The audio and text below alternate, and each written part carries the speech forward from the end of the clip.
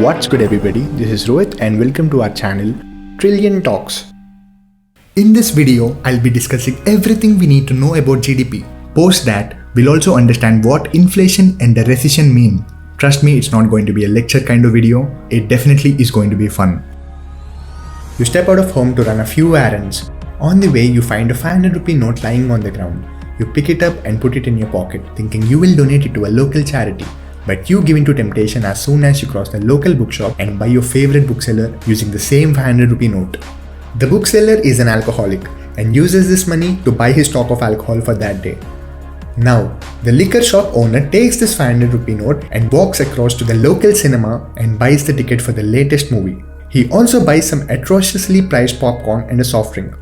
The cinema owner has to go attend a wedding at another end of the town and he gives that very 500 rupee note to a taxi driver.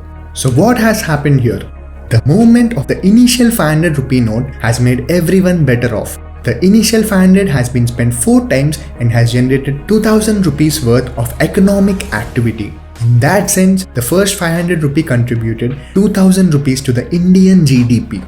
The same would have not happened if you have taken the 500 rupee note and deposited it in the bank or simply kept it in your pocket. GDP can be thought of as a measure not so much of size, but it measures the movement of money through and around the economy, which means it measures the economic activity. The example shows how precisely the economic activity adds to the GDP. Remember, one man's spending is after all another man's income, and that income can be spent again and again.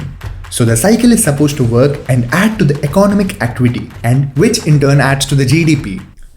Every citizen of the country works for a living. The more clever he is at his work, the better is his standard of living.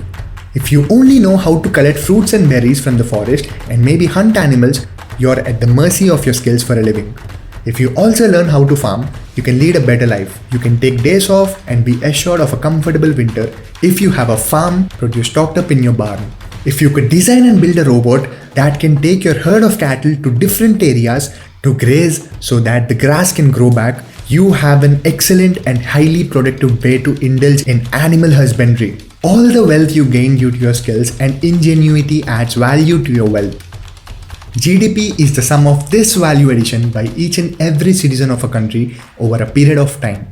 It is usually measured per annum. So if every person in a country was an employee, then the sum of all salaries in 1 year would be the GDP of the country.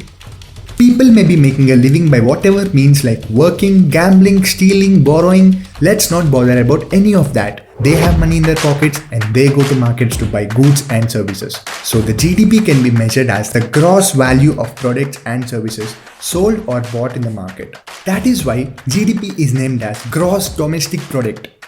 The official GDP data is released by the Central Statistics Office under the Ministry of Statistics on a quarterly basis. The equation used to calculate GDP is as follows. GDP equals consumption plus government expenditures plus investment plus exports minus imports. Now let us discuss why does GDP actually matter.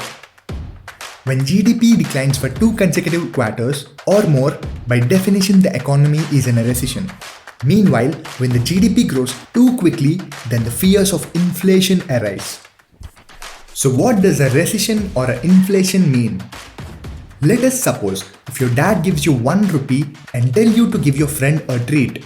You'll simply laugh at it because you know you can buy nothing with it. Okay, so how about 10 rupees? Then you can only buy a bar of chocolate hardly. How about 100 rupees? Still less. Is 2000 rupees enough? Yes, now you can easily give your friend a treat. Now imagine we have a time travel machine and we go 50 years back.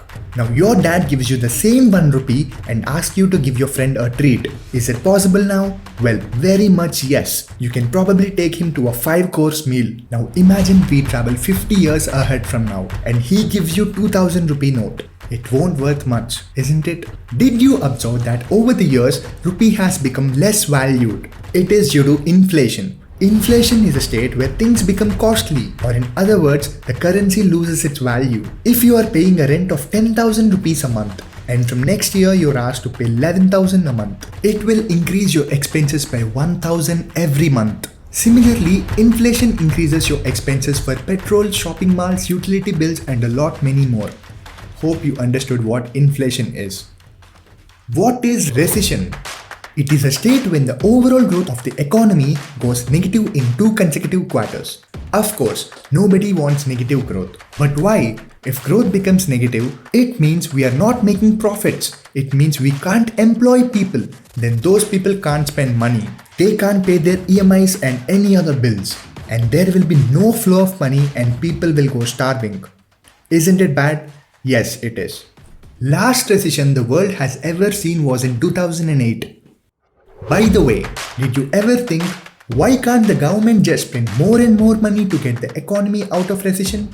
Then that will lead to hyperinflation. Hyperinflation results in devaluing the currency, where you won't be even able to buy a piece of bread even for 2000 rupees.